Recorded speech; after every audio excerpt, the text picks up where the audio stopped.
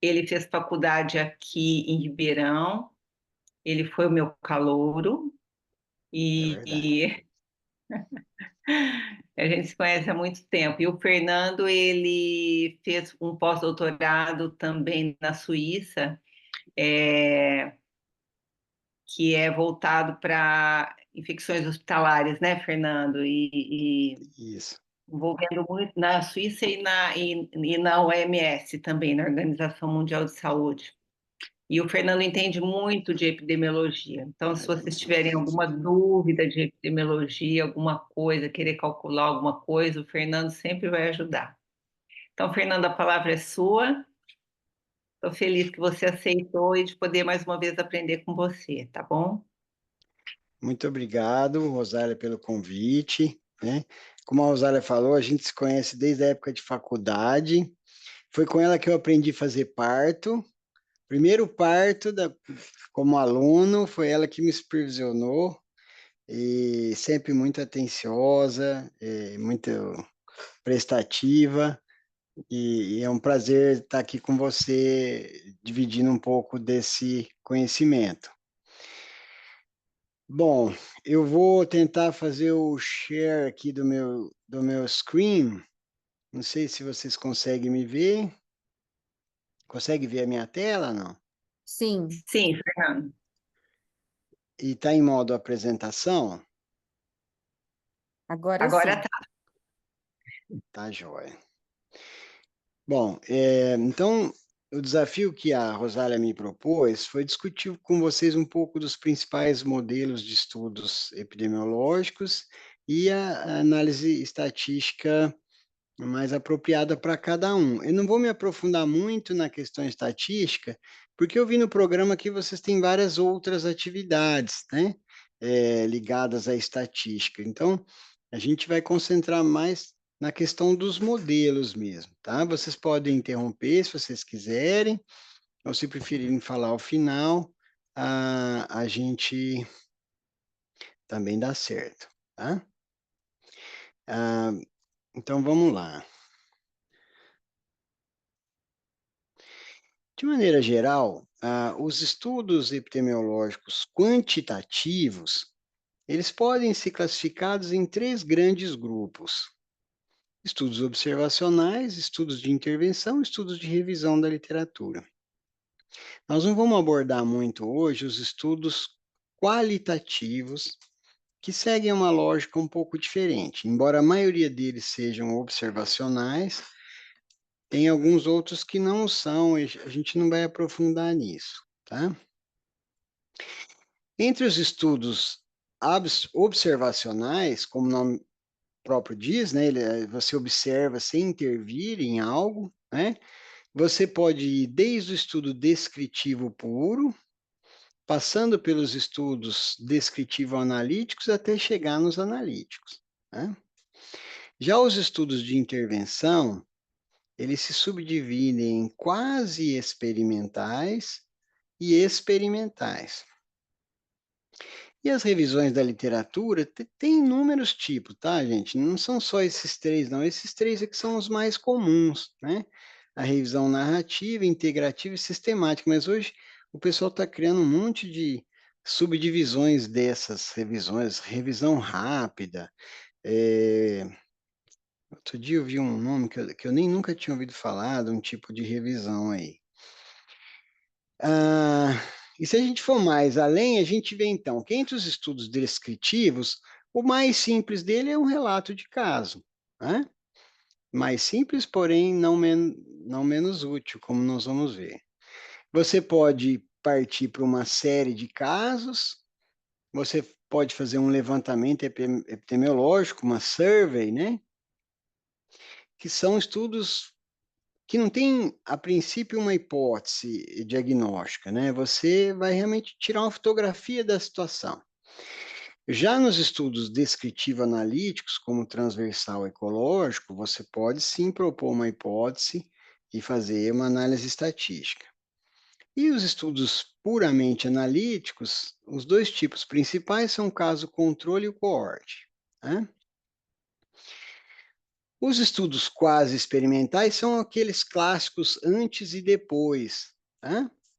Ah, e os estudos experimentais, eles também existem inúmeros tipos de estudos experimentais, mas basicamente você pode fazer a randomização em nível do indivíduo ou em nível de clusters, né? Também chamados de conglomerados na língua portuguesa, tá?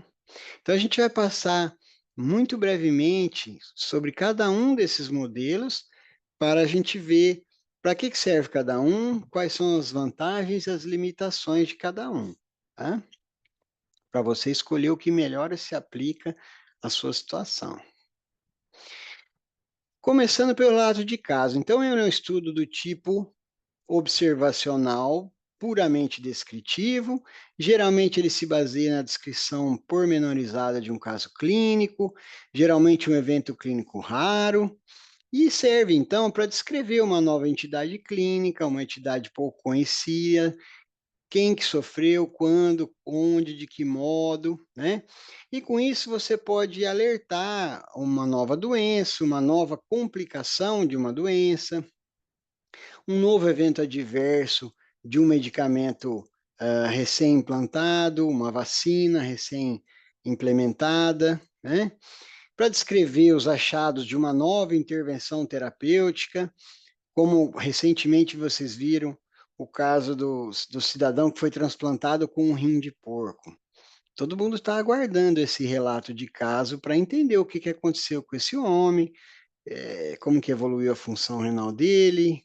Infelizmente ele já morreu, mas porque realmente ele era um paciente terminal, né?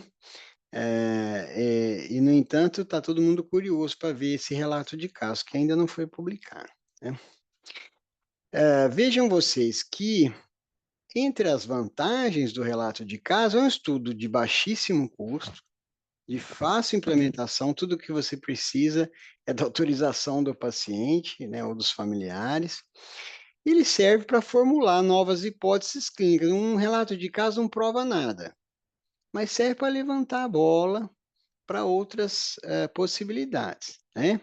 As desvantagens disso é porque o indivíduo ele não representa a população em que ele se insere. Então, você não pode pegar um caso clínico e extrapolar para toda uma população, né? Ele não permite dar associações, nem inferir diretamente causalidade, e porque ele não possui um grupo de comparação, né? Ah, então, vejam vocês aqui um relato de caso famosíssimo, né, da menina de Milwaukee. Não sei se vocês já ouviram falar dela, mas essa aqui foi a única pessoa da história da humanidade a sobreviver a um episódio de raiva humana sem fazer uso de vacina nem soro. Existe uma dezena de casos sobreviventes da raiva que receberam profilaxia e adoeceram de forma mais branda e sobreviveram. Ela não. Ela foi numa igreja lá, numa tarde de domingo, e aí, ao sair da igreja, ela se deparou com um morcego no chão. Ela pegou o morcego para soltar e o morcego mordeu a mão dela. Ela não falou nada para ninguém. E aí, umas semanas depois, ela foi hospitalizada com raiva, foi colocada em coma e sobreviveu, com várias sequelas, mas sobreviveu.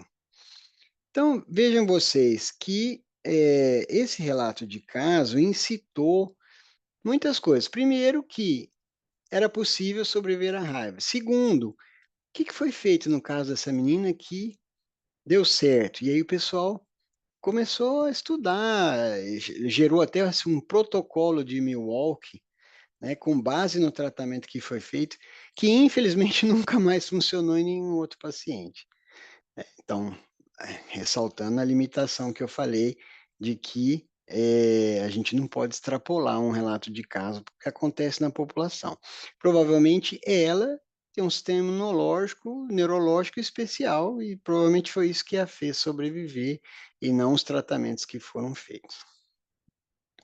Um outro relato de caso, mais para a área aqui da oftalmologia, foi esse aqui feito pelo professor João Marcelo, por ocasião da epidemia de Zika, né? Então, naquela ocasião, a gente ainda não sabia se o Zika vírus causava uveíte. Sabia-se que ele causava sintomas oculares, né? E esse foi o primeiro relato de caso da literatura documentando uma uveíte e também a presença do PCR positivo para Zika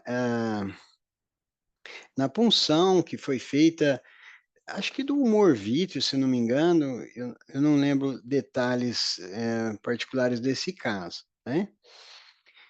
Mas isso é também um relato de caso. Notem que aqui não tem hipótese diagnóstica, não tem análise estatística, é um estudo puramente descritivo, né? Em alguns casos, a gente pode ter uma série de casos, não um único caso, né?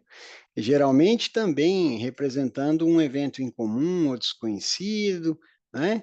E basicamente com as mesmas intenções do relato de caso, né? É também um estudo muito barato, de implementação simples, mas tem as mesmas limitações do relato de caso.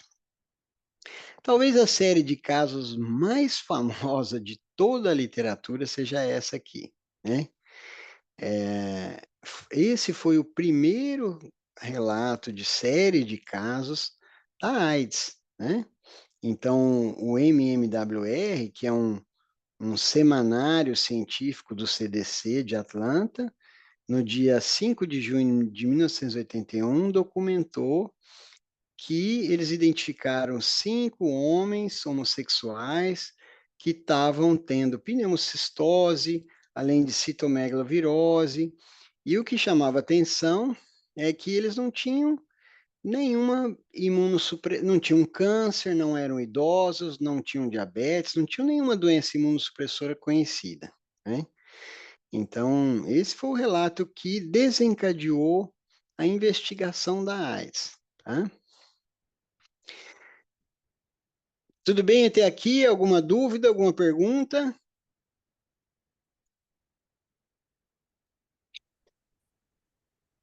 Tudo bem, Fernando? Pode tocar? Pode tocar. Tá bom. O segundo relato de caso mais famoso da história da literatura é esse, publicado no Lancet, né? Esse relato, foi ele que incriminou o mercado de Wuhan, né? Porque o pessoal observou que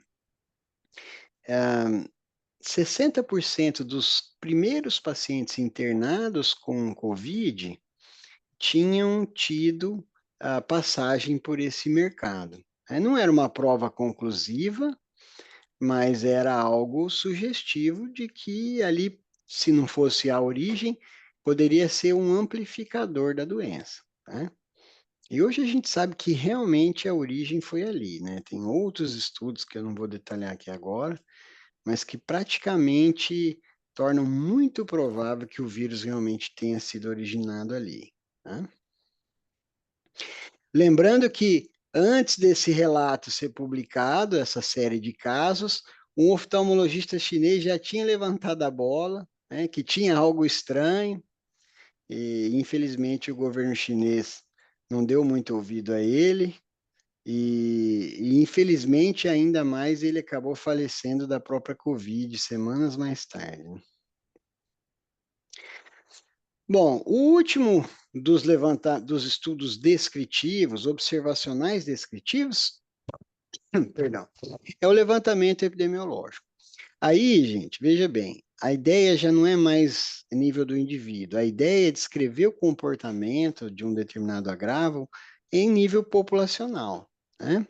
Então, para descrever de forma abrangente uma doença, como ela se distribui na população, como ela evolui temporalmente, e, obviamente, auxiliar na formulação de outras hipóteses clínicas, né? Então, as vantagens do levantamento epidemiológico é que, se a amostragem for bem feita, os indivíduos descritos, eles realmente representam aquela população em que ele se insere, se a amostragem for bem feita, né? Isso serve para a formulação de novas hipóteses.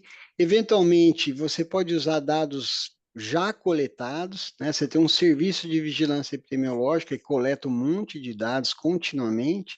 Às vezes, você não precisa nem coletar dados, você analisa dados já coletados.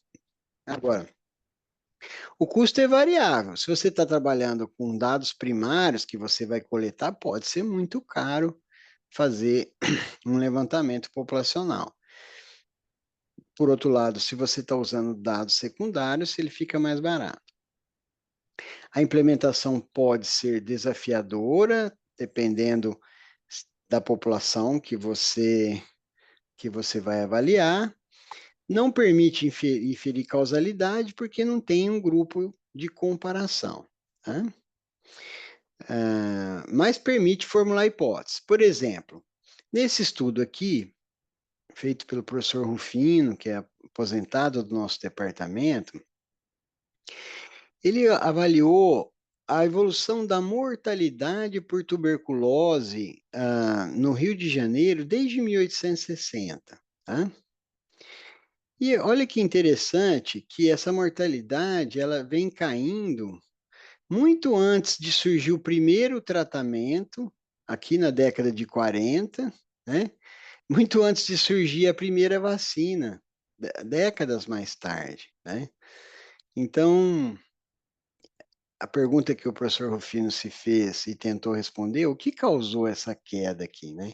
Então, ele argumenta pela questão da determinação social da doença, né? O que provavelmente fez a tuberculose, a mortalidade por TB cair nessa população foi a melhoria das condições de vida, né? Melhoria da alimentação, melhoria das condições de habitação, que diminui a chance de transmissão, né? Mas o estudo não prova isso. Ele apenas sugere, né? E isso é uma especulação com base nos dados observados, tá? A gente também fez um estudo epidemiológico aqui no nosso hospital, avaliando, genotipando os vírus SARS-CoV-2 ah, de pacientes que foram admitidos no hospital. Observem que interessante que essas cores semelhantes, elas representam uma mesma linhagem, né? Você tem tons diferentes aqui que são sublinhagens, né? Mas olha o que a gente observou com esse estudo. Lá em novembro de 2020, por volta da semana 45, a gente achou que a Covid ia se extinguir. O número de casos era tão baixo, não tinha quase internação. Assim, puxa vida, passou. E aí o que que aconteceu? Aconteceu um rebote. E depois sucessivamente, em ondas sucessivas. Então, o que esse estudo veio a nos dizer é que a imunidade de rebanho, tão sonhada pelo governante do Brasil à época, ela era impossível de se obter porque ela era cepa específica, né? O que nós estamos vendo aqui é uma onda ela se esgota quando esgotam as pessoas suscetíveis a ela. Mas aí a mutação do vírus engana o sistema imune e a doença rebrota, né? Mais uma vez, isso é uma especulação dos dados. Os dados não comprovam isso, né? Isso é um estudo descritivo, não tem esse paper não tem análise estatística nenhuma, basicamente essa figura aí. Mas ele te dá certos insights, como esse que nós estamos fazendo agora, tá? Então, assim a gente encerra os estudos chamados descritivos puros, tá? Nenhuma análise estatística se aplica a esse tipo de estudo. Se você quiser fazer, você está metendo os pés pelas mãos, né? Porque estudo descritivo não cabe fazer análise estatística, né? Embora às vezes as revistas peçam, viu? Ah, mas você não fez análise. Não, eu não fiz análise porque não cabe análise. É isso que você tem que responder, tá? Já os estudos transversais, eles são chamados de estudos observacionais descritivo-analíticos. Eles podem ter um componente descritivo, frequentemente tem um componente analítico associado. Nele, exposição e desfecho de interesse são investigados de forma simultânea. Tá? Muitas vezes são chamados também de estudos de prevalência. Tá? Para que ele serve? Para descrever o comportamento de um agravo em uma dada população e investigar, né? Ele é analítico, e investigar possíveis associações epidemiológicas. Observem que a gente não usa aqui a palavra fator de risco, porque como você está olhando ao mesmo tempo exposição e desfecho, você não sabe o que veio primeiro. Então, uma vez eu participei da banca de um aluno da clínica médica que avaliou uma população, a prevalência de hepatite C e fatores de risco para isso. E aí ele encontrou que usar preservativo era um fator de risco para ter hepatite C. Aí eu falei, mas como que você explica isso? Não tem plausibilidade biológica. Quem usa mais preservativo tem mais hepatite C. Na verdade, é a história do ovo e da galinha, né? As pessoas que tinham hepatite C na amostra dele, a maioria já sabiam que tinham. E, portanto, por esse motivo, usavam mais preservativo. Né? Não é que o. Como, é o que eu falei. Você fala em. Existe uma associação entre ter hepatite C e usar preservativo, mas não pode falar em fator de risco. Né? A menos que você tenha certeza que a exposição precedeu o desfecho. Por exemplo, a exposição foi algo que aconteceu ao nascer. Bom, aí não tem jeito de ter sido depois do desfecho. É muito usado para investigação de surtos epidêmicos e também para auxiliar no planejamento de atividades assistenciais. Tá? Então, o que que acontece? Você tem lá uma população. Vocês conseguem ver a setinha do meu computador? Sim, Fernando. Consegue, ótimo. Então, você tem lá uma população-alvo, você retira dela uma amostra, se possível, representativa daquela população, e você vai avaliar ao mesmo tempo exposição e desfecho. Né? E aí você vai ver exposição e desfecho presente, exposição sem desfecho, não exposição, não desfecho, não exposição, desfecho. E aí você aplica estatísticas simples aqui de Q quadrado, de Fisher, para ver a associação entre a exposição e o desfecho observado. Né?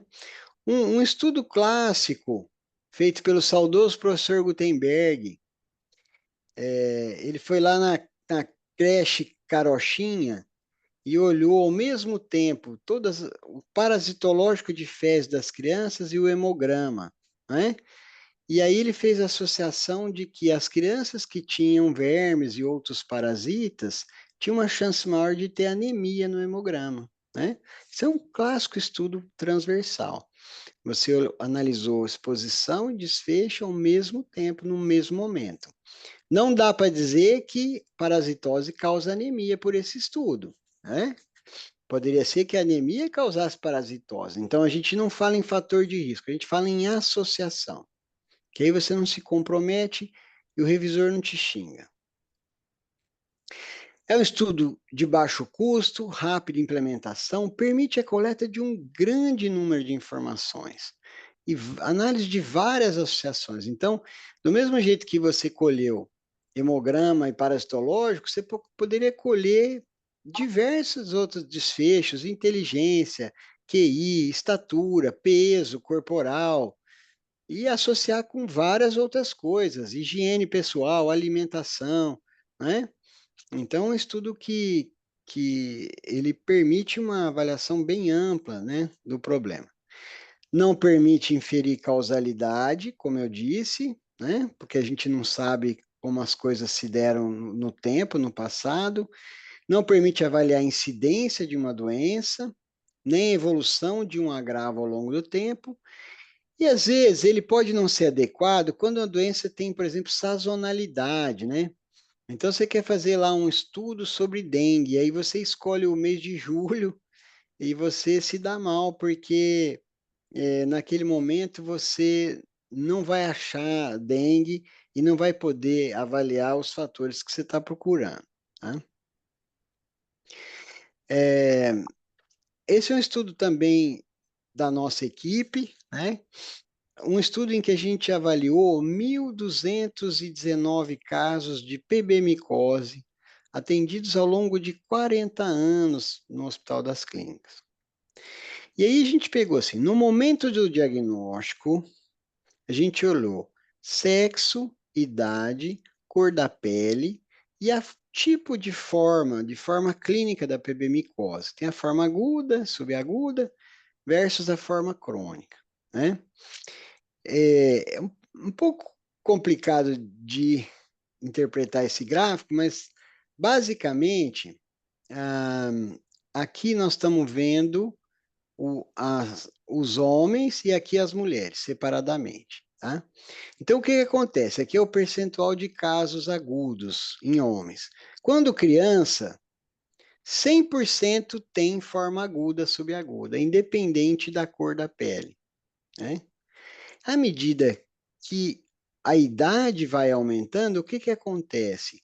A forma aguda, ela desaparece mais rapidamente nos brancos e se torna ainda residualmente presente em mulatos e negros, né? Sendo que em adultos ela é quase que exclusivamente acomete negros, tá?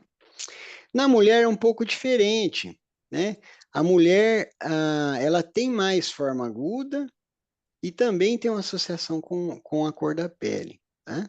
Então, um estudo transversal que identificou que a forma aguda da PB-micose está associada à baixa idade, ao sexo feminino e à cor da pele, mulata ou negra, né? Mas também não permite inferir causalidade, tá? Um outro estudo famoso dessa linha foi o estudo feito pelo Paulo Lotufo, lá em São Paulo, né? Esse grande projeto ELSA Brasil. O que que eles avaliaram aqui? Esse é um estudo de coorte, segue pessoas idosas, adultos e idosos por décadas, né? Mas em um determinado momento eles fizeram um corte e eles avaliaram a adesão a essa dieta sustentável proposta por uma comissão da Lancet e o perfil cardiometabólico medido por esses índices aqui. E o que que eles encontraram? As pessoas que comiam de maneira mais sustentável, ou seja, comiam menos carne, principalmente carne de vaca, comiam mais vegetais, peixe, azeite, todas essas coisas que a gente sabe que são saudáveis, né? Frutas, fibras, castanhas, elas tinham uma saúde cardiovascular melhor, né? Então ele argumenta que muito provavelmente as coisas estão associadas, né? E que uma dieta que favorece a sustentabilidade do ponto de vista ambiental, ela também é mais saudável do que uma dieta rica em carnes, em gordura saturada e tudo mais, tá? Bom, um outro estudo descritivo analítico é o ecológico. Ele se diferencia do transversal porque aqui você analisa exposição e desfecho também simultaneamente, mas em larga escala. Não há coleta de dados individuais, né? Você vai avaliar um grupo de pessoas, mas você não sabe dentro daquela população como se comporta cada um. São também chamados estudos de correlação. Investigam associações em nível populacional, comparam risco entre diferentes populações e auxiliam o planejamento de atividades assistenciais, principalmente na prevenção primária de doenças, tá? São estudos de baixíssimo custo, rápida implementação, mesmas vantagens do transversal, só que aqui tem o problema da falácia ecológica, né? Então, por exemplo, é, os, os primeiros estudos ah, avaliando o consumo de carne e câncer, eles identificaram lá que quanto maior o consumo per capita de carne bovina, maior a incidência de câncer de colo. Porém, a gente não sabe se quem come mais carne é quem vai ter mais câncer de colo, ou não sabia naquela época. Hoje a gente sabe que é, né? Mas quando os primeiros estudos foram lançados, a gente não sabia exatamente se aqueles que comem mais carne são os que vão ter mais câncer, né? Então, às vezes, pode meter os pés pelas mãos, né? Eu estou tentando lembrar aqui de um exemplo clássico disso. Por exemplo, tem estudos que avaliaram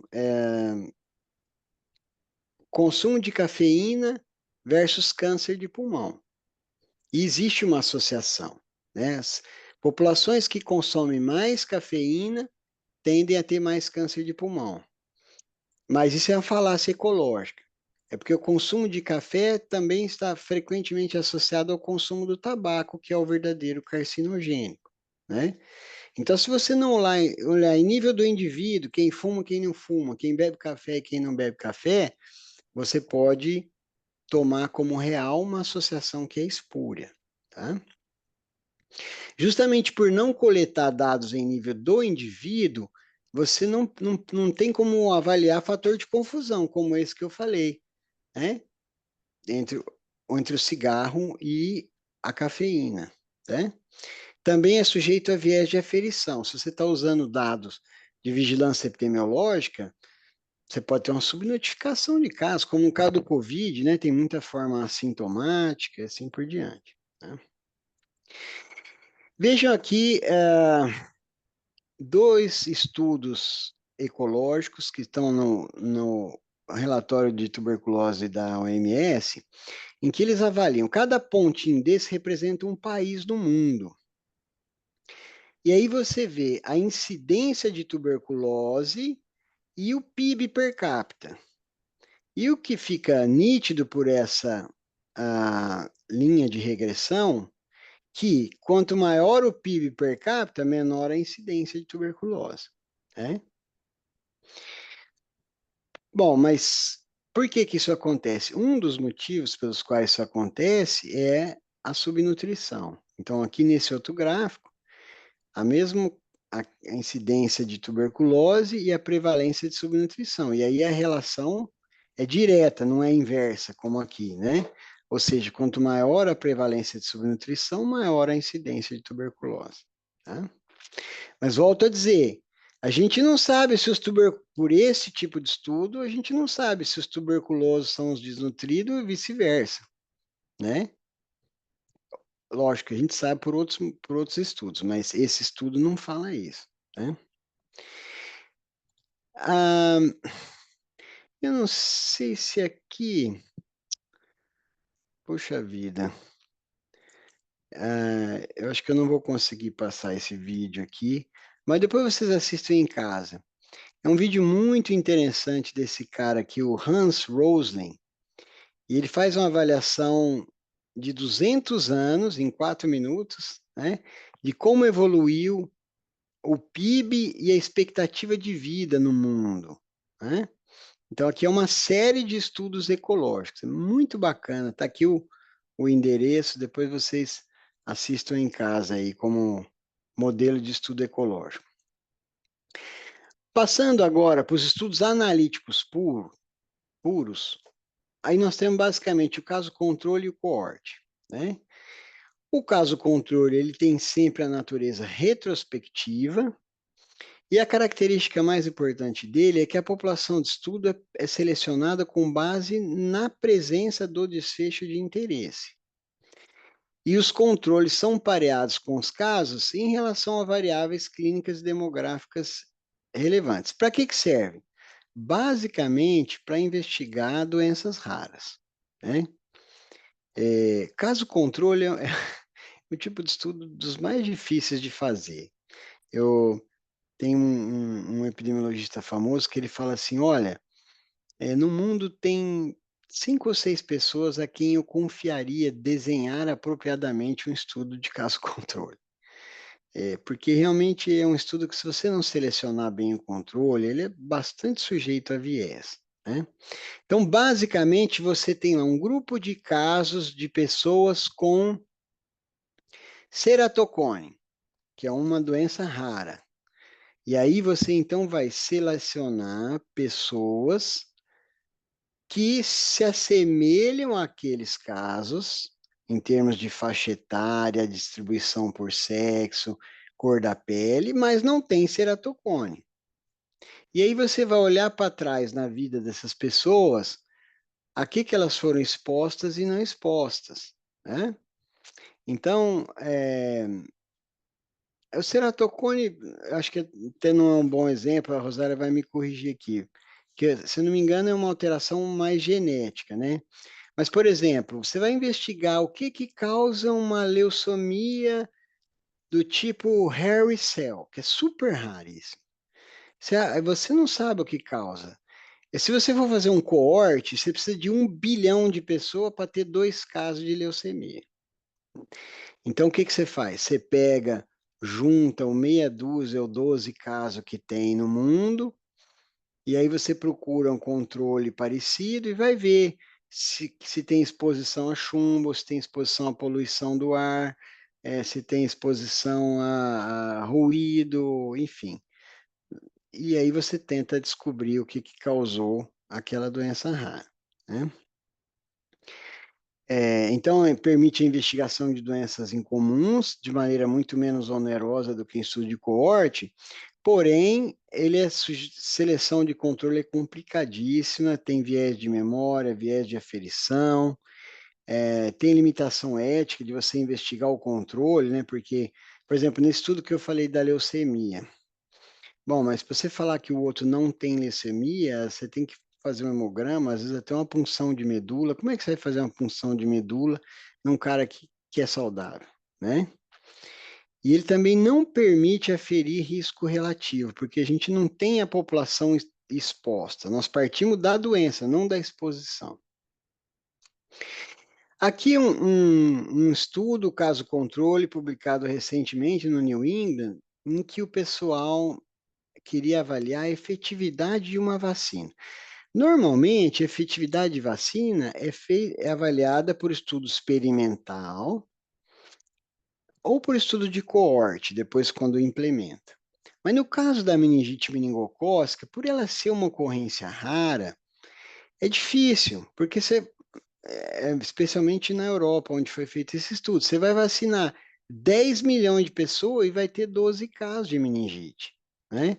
Então é muito difícil você fazer um estudo desse. Então eles fizeram um estudo caso controle, pegaram lá ah, ah, case patients, está aqui, poucas dezenas de casos de paciente, e aí foram ver compararam com controles, e obviamente aqui tem X controles para cada caso, né? E aí viram quem estava vacinado ou não nos dois grupos. E aí, com isso, eles chegaram à conclusão que a efetividade da vacina é 68% se tomou pelo menos uma dose, 76% se tomou as 2 doses, tá? Ou seja, a doença foi 76% menos frequente no grupo vacinado do que no grupo não vacinado, né? Então, um estudo caso controle. Já o estudo de coorte, a gente parte da exposição, né? Ele pode ser feito tanto prospectivamente quanto retrospectivamente. Então, você vai observar a ocorrência do desfecho ao longo de um segmento no tempo. Esse é o estudo que investiga a incidência, a história natural de uma doença, determina seus fatores de risco e estima com precisão o risco relativo de cada uma das possíveis exposições, né? Então, você pode fazer ele prospectivamente, no caso, você avalia a exposição agora. Vamos ver agora quem que está fumando, quem não está fumando, e vamos acompanhar essas pessoas para ver quem vai desenvolver infarto, ou derrame, ou câncer, né? Mas ele também pode ser retrospectivo. Por exemplo, eu pego e uma população inteira e avalio o QI delas, e aí eu olho lá atrás quem nasceu de parto normal e quem nasceu de parto cesárea. Por incrível de que pareça, existe associação. Então, as pessoas que nasceram de parto normal, como a Rosália me ensinou a fazer, elas têm uma chance maior de ter menor obesidade, de ter menos diabetes, ter menos hipertensão e ter um QI maior na vida adulta, tá? Então, é um tipo de coorte retrospectivo. Qual que é a diferença desse estudo para um caso controle? Observem que aqui eu estou pegando a população inteira, vendo quem nasceu de parto normal, parto cesárea, e olhando lá na frente o desfecho. Ok? No caso controle, você seleciona pela doença, não pela exposição. Essa é a diferença. E você pode ter um coorte que é ambidirecional, né? Então ele olha para trás a exposição e olha para frente também, né? Como no caso do Covid, por exemplo. Você olha para trás se o indivíduo foi vacinado, olha se ele teve Covid aqui e olha se ele vai ter de novo lá na frente, né? Então, é um coorte que a gente chama um coorte aberto. O indivíduo pode entrar e sair da coorte ou ele mesmo ser controle dele mesmo. Então, é um estudo que permite aferir risco relativo com intervalo de confiança preciso, permite a realização de análise de curva de sobrevida, permite investigar múltiplos desfechos com uma única exposição. Por exemplo, quando soltaram a bomba de Hiroshima, o pessoal foi avaliar o que aconteceu depois, a incidência de câncer, de queimaduras, de tudo mais, né? É, uma única exposição permitiu, então, você ver várias doenças. A mesma coisa o tabagismo. Então, você pega lá, seleciona a população que fuma e que não fuma, e você vai ver quem tem infarto, quem tem derrame, quem tem disfunção sexual, quem tem TVP, né? Você pode investigar múltiplos desfechos que você suspeite estarem associados à sua exposição. Desvantagem é que eles são caros, né? Não serve para investigar doença rara, né? Você vai pegar 10 milhões de pessoas para ter 20 crianças autistas. Não funciona, né? É difícil ser conduzido quando o intervalo entre exposição e desfecho é muito longo, como esse que eu falei aqui do aleitamento, né? Imagine se você resolver hoje fazer isso prospectivamente, você tem que esperar a pessoa chegar lá na vida adulta para ver o QI dela, né? E às vezes você tem perda de segmento importante que pode induzir a viés. O estudo de Fernando, cor. Oi, deixa eu te sim. perguntar uma coisa. Existe uma taxa assim, ó, a partir daí é doença rara? Porque quando você fala 20 e não sei quantos milhões, é uma coisa, isso todo mundo sabe que é raro. Mas quando você fala que é 2%, isso é raro, não é raro? 5%? Bom, olha, Rosália, não tem um número definitivo, né? É, mas basicamente o que a gente faz é fazer simulação estatística, né? E também isso aqui, ó. Então, assim, se você tem ó, dinheiro ilimitado, você pode fazer um coorte de 1 milhão de pessoas para selecionar 20 casos doentes, né? Mas, via de regra, como os custos são limitados, quanto menos frequente uma doença, maior a chance de você estudar ela por caso controle do que por coorte. Mas não tem um número mágico. Tá, Isso aí é relativo, ok? ok. Então tá bom. Aí, O coorte mais famoso da história da medicina é o coorte de Framingham, né? E os caras começaram lá em 1948, selecionaram uma cidade e falaram assim, ó, vocês vão ser, nós vamos olhar tudo sobre vocês. E essa coorte já tem, né, os filhos dos originários lá da coorte, já está na terceira geração. E foi esse estudo, por exemplo, que definiu o papel da hipertensão, do diabetes, da hipercolesterolemia na determinação da doença arterial coronariana, né? Havia já evidências anteriores, mas não eram evidências definitivas como as que esse estudo pavimentou, tá?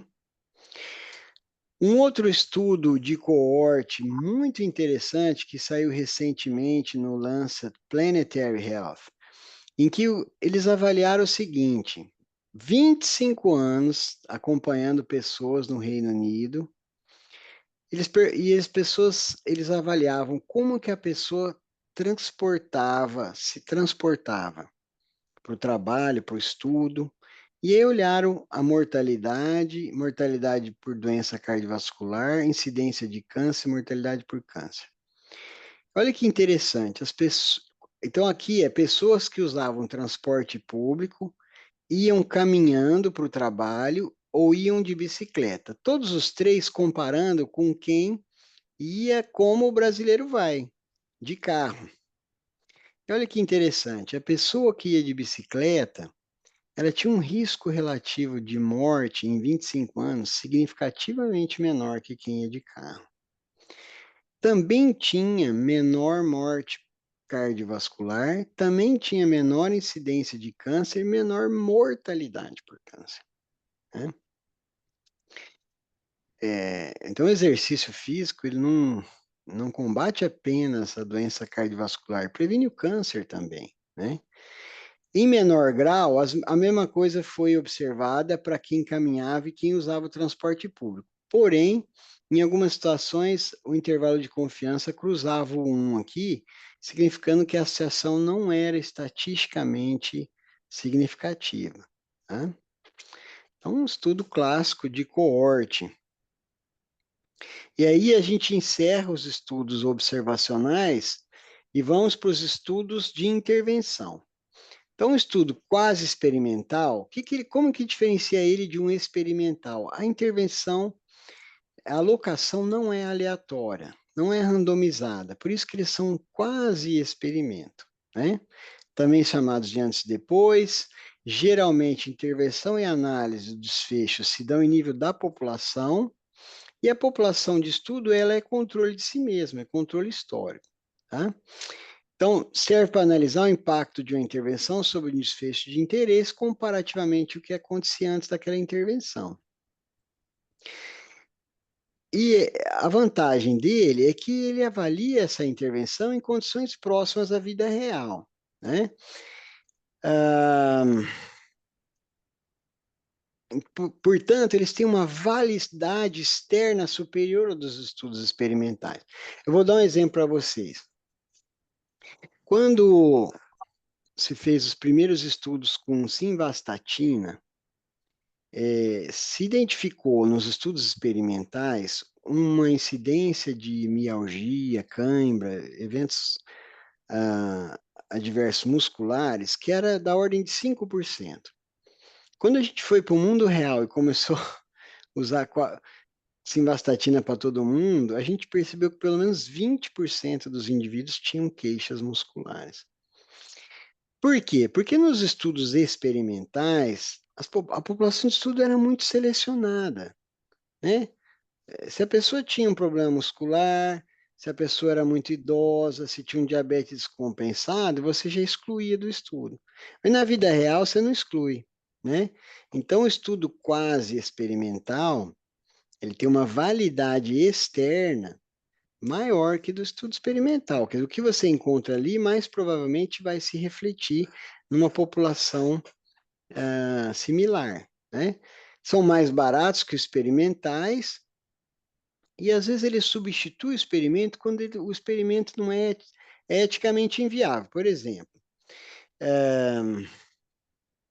Depois que se comprovou que, que as vacinas de Covid salvavam vidas, não era mais ético você fazer um estudo com placebo, certo?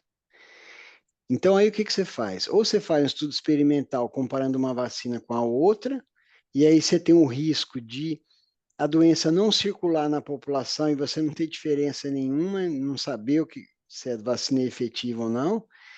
Ou você faz tudo antes, depois. Você pega lá uma população e vai vacinando ela aos poucos.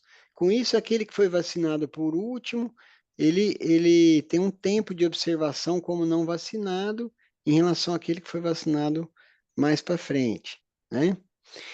Ou então, assim, vamos pensar, vou fazer uma intervenção para, para promover o aleitamento materno. É complicado eu fazer um grupo controle nesse estudo, né? Então eu posso pegar um monte de mães que têm nenê, ver as que amamentavam, que não amamentavam, introduzir a minha intervenção e ver se aumentou a taxa de aleitamento, por exemplo, né? A validade interna é inferior dos estudos experimentais. Por quê? Porque ele tem o viés temporal, o efeito de maturação, né? Às vezes, aquele evento, ele estava mudando por outras razões que não pela sua intervenção, né? Por exemplo, lembra aquele gráfico de mortalidade que eu mostrei lá do professor Rufino? Se a gente, aquilo é um estudo descritivo, mas eu poderia fazer um quase experimental, dizer, ó, vou ver a introdução aqui da isoniazida ou da streptomicina, que foram os primeiros tratamentos, para ver se melhorou a mortalidade. Bom, a mortalidade já vinha caindo muito antes da streptomicina e da isoniazida. E aí você pode erroneamente concluir que foi o medicamento que fez cair, quando na verdade já vinha caindo, né? Por isso que a análise estatística aqui tem que ser bem caprichada, hein? Esse estudo realmente a gente não dá para vacilar na hora de fazer a análise estatística. Ah, existe uma tendência de regressão à média. Então, você vai, por exemplo, você tem lá um surto de infecção hospitalar no berçário. Aí você vai lá, introduz uma intervenção rigorosa, manda desinfetar tudo, flambar o quarto, e jogar desinfetante para todo lado e o surto se controla. Aí você conclui que a sua intervenção foi efetiva. Porém, você se esquece que existe uma tendência natural de regressão à média. Se você não fizer nada, existe uma grande chance daquele surto se esvair espontaneamente, né? Então, isso é uma desvantagem desse tipo de estudo.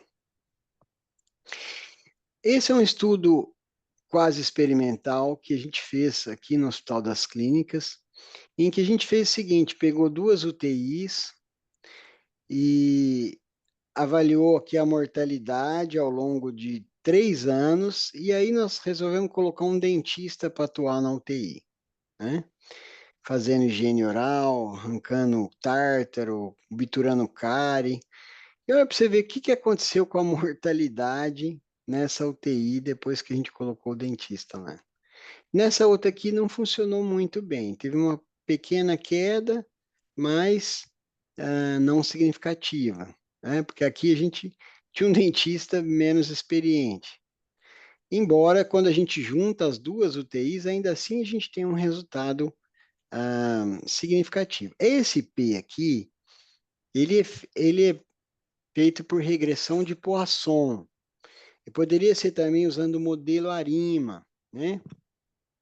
Aqui a gente não pode aplicar teste de média nem de mediana, tá, gente? Esse aqui é o maior pitfall desse tipo de estudo é o seguinte: imagine vocês que a mortalidade viesse aumentando aqui nesse período pré-intervenção, e aí ela com a intervenção ela caiu. Às vezes, esse triângulo assim, a média aqui pode ser igual aqui. E aí você conclui erroneamente. Acho que eu tenho um slide que fala isso mais para frente. Espera lá. Espera aí que eu vou mostrar. É, aqui também um estudo quase experimental em que o pessoal olhou a incidência de pneumonia pneumocócica antes de introduzir a vacina pneumocócica heptavalente e depois. Na população-alvo, que é a criança de menos de 2 anos. Então, aqui era a incidência antes, aqui a incidência depois, um declínio de 65% na incidência populacional. Mas olha que interessante, a incidência também caiu na população de 18 a 39 anos, um declínio menor, de apenas 26%, mas essa população não foi vacinada. Isso é uma coisa que um estudo experimental não permite avaliar, mas um quase experimento permite. Por quê? Porque as crianças menores de 2 anos, elas levam o pneumocócico para os pais, né? Que são adultos em idade reprodutiva, tá? Então, quando você vacina elas, indiretamente, por efeito de rebanho, você previne também a vacinação na população adulta. E isso é um exemplo muito típico da aplicação desses estudos quase experimentais. Volto a dizer, aqui você tem que fazer análise tipo séries temporais interrompidas. Não pode aplicar teste de média, nem teste de mediana, tá? E os estudos experimentais? Então, são estudos com alocação randomizada, né? São os chamados ensaios clínicos. Você pode analisar o desfecho em nível do indivíduo ou em nível do conglomerado, tá? Sempre tem que haver um grupo controle não exposto à intervenção. Se não tiver, não é um estudo experimental, né? Então, esse é o estudo que analisa o impacto de uma intervenção em nível do indivíduo, de pequenos grupos, e é o modelo padrão para se testar o efeito de novas drogas e vacinas, né? Então, ele tem validade interna máxima, validade externa limitada, né? Avaliam com precisão o efeito de drogas, vacinas ou procedimentos, porém são muito caros, né? Caros assim, milhões, milhões mesmo, né? E às vezes pode ser manipulado por interesse escuso quando patrocinado pela indústria farmacêutica. Esse é um estudo pequeno que a gente fez para estudar novas terapêuticas contra a COVID, né? Então, o SOC aqui é o Standard of Care. Então, nós fizemos 4 baixos, um Standard of Care, outro Standard of Care mais colchicina, outro mais IL-2, outro mais ixekizumab, né? Esse estudo aqui, com apenas 60 pacientes, custou 3,5 milhões de reais, né? Você vê como que estudo experimental é caro, tá? Infelizmente, não deu grandes resultados, nenhum dos tratamentos foi muito bom. Colchicina foi um pouquinho melhor, mas não significativamente.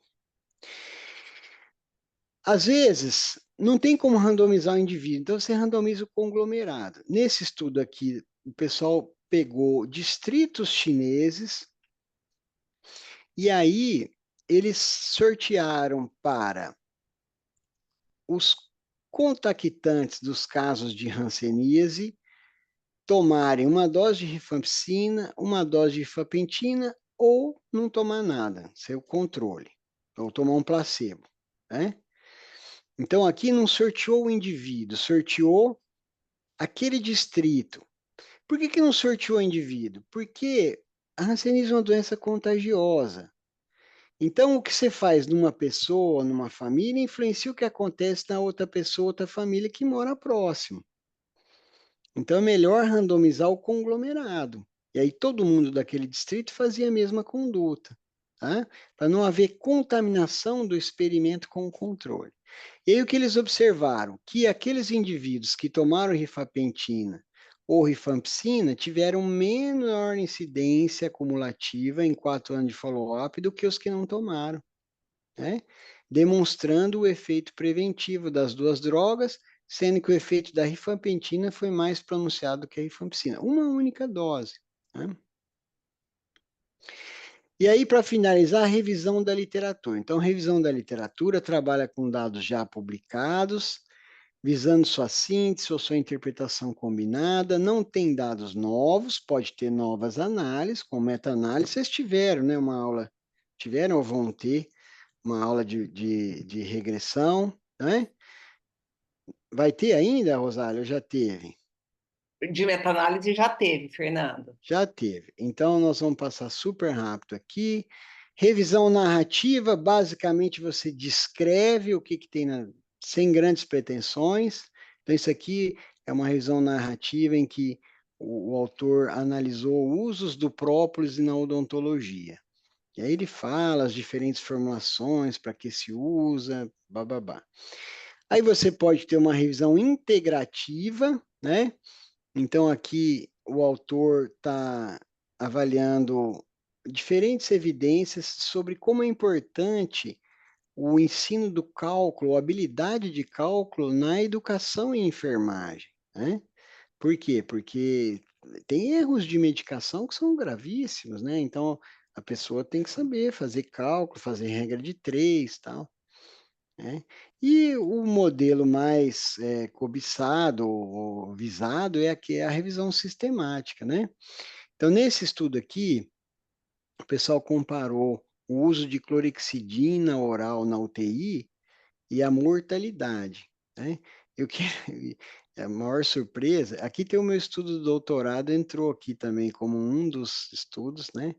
E o que eles encontraram é que a clorexidina na UTI, que usava-se para prevenir pneumonia, na verdade, ela aumentava a mortalidade, né? Aumentava em pelo menos 5%, né? Podendo chegar a 50%, segundo esse intervalo de confiança. Foi isso aí que acabou com o uso de clorexidina na UTI. E agora a gente tem feito outros estudos usando, fazendo um uso customizado, que parece que é mais seguro. Gente, era basicamente isso que eu tinha para falar para vocês. E a mensagem final é: antes de escolher o seu modelo de pesquisa, lembre-se que todos os caminhos estão errados quando você não sabe o que quer ou aonde chegar, né? Então, algumas vezes, ao longo da minha carreira acadêmica, eu me deparei com pessoas que chegam assim: ó, eu tenho aqui um banco de dados enorme, o que que você acha que dá para a gente fazer? Raramente, muito raramente, isso vira algum estudo importante, né? O ideal é você fazer a pergunta de pesquisa antes de começar a levantar dados, né? Porque essa garimpagem aí, muitas vezes, ela leva a resultados espúrios. Basicamente isso, fico à disposição, Rosália. Não sei se a gente tem tempo para perguntas e respostas, se já estouramos tudo. Fica à disposição de vocês. Fernando, obrigada. Pode sim, se alguém quiser fazer alguma pergunta, eu acho que tem tempo, sim. Então tá bom. Deixa eu ver aqui no chat se tem alguma coisa. Não, por enquanto não. É que o pessoal do oftalmo é muito versado em pesquisa, ele sabe tudo. A Rosália é um monstro na estatística, eu tenho vergonha de ensinar epidemiologia para ela. Ela sabe mais do que todos os meus alunos de pós-graduação e graduação. Fernando, eu não estou ensinando estatística para ninguém, muito menos fazer parto, viu? Se você quer saber, que eu já esqueci tudo. É, mas eu não esqueci. Fernando, deixa eu fazer Ah, uma pergunta. Você falou mas, que os estudos intervencionais, o resultado é para uma pessoa ou para a população, certo? certo. Ao contrário dos descritivos que você falou que, por exemplo, uma série, num relato de caso ou numa série de casos, isso não tem. Na verdade, o resultado é só para o relato só para o indivíduo, né? E a pergunta que eu quero fazer é o Hum. seguinte: eu queria saber se você, por exemplo, qual que é o significado do resultado só para o indivíduo, sendo que o resultado só para o indivíduo, qual é a relação com a população? Eu sei que tem aqueles estudos N of one. Eu não sei o que você acha disso, mas eu queria até saber sua pergunta, porque qual que é o... Não, ó, veja bem, eu vou dar um exemplo clássico. Quando a gente começou a vacinar as pessoas contra a Covid, nós tivemos aí um caso de miocardite pós-vacinação. Um menino, aluno nosso, que foi internado com dor precordial, troponina altíssima, é, e aí nós ficamos, puxa, será que foi a vacina? Será que não foi? A gente acabou até não publicando esse caso, porque a gente não tinha certeza que era da vacina, embora havia uma relação temporal muito marcante, né? Ele tomou, uma semana depois teve esse evento. Se a gente tivesse feito esse relato de caso, ele serviria de alerta para a comunidade. Olha, essa vacina pode causar miocardite. Não quer dizer que todo mundo da população que tomar a vacina vai ter miocardite, mas foi com base em estudos como esse que foram publicados que aí se fez os estudos de coorte. Olha, vamos pegar uma população X e vamos investigar quantos por cento vão ter miocardite. E aí, nesses estudos de coorte, se chegou, por exemplo, à conclusão de que os meninos adolescentes tinham um risco muito maior do que as meninas e do que as pessoas de ambos os sexos de outras faixas etárias, né? Mas veja bem, tudo surgiu de um relato de caso. Foi ele que levantou a bola. Olha, a vacina pode causar miocardite. Vamos estudar melhor isso aí, entendeu? Então, Entendi, embora ele não possa ser extrapolado para a população, ele levanta a bola, né? Entendeu? entendi.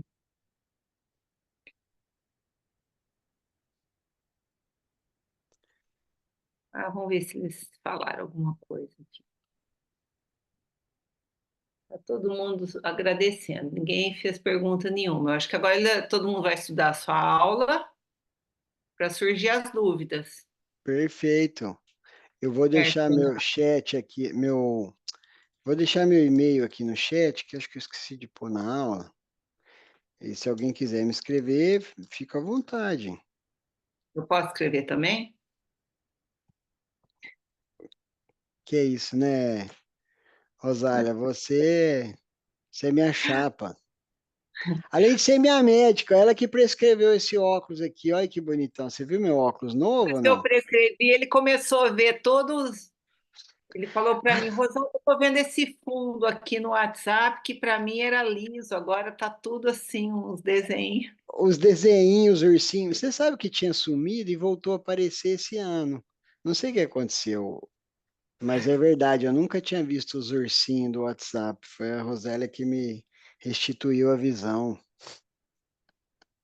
Ai, gente. Fernando, mas então, Tá muito bom. obrigada, viu, pela aula. Eu que agradeço.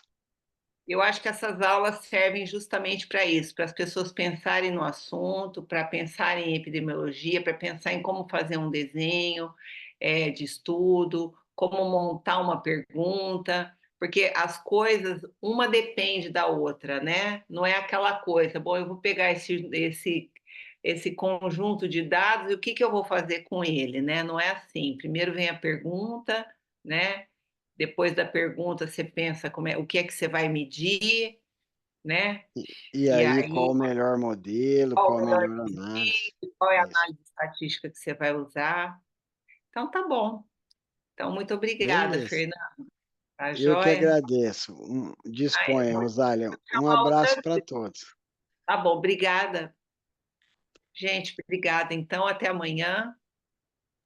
Até mais. Até mais, Fernando.